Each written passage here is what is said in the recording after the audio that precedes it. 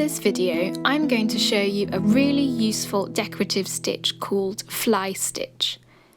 I often use this for creating a leafy stem effect. First, push the needle through and create the first stitch. Sew the next stitch either side of the first one. Do not pull the thread all the way through.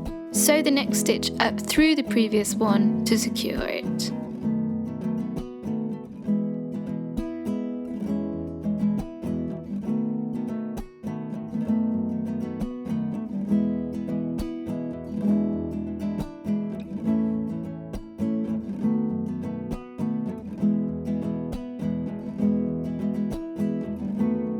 Repeat and continue.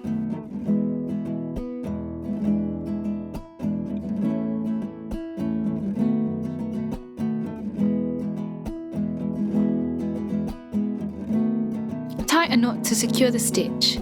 Tuck the end of the thread under the other stitches to keep the back tidy.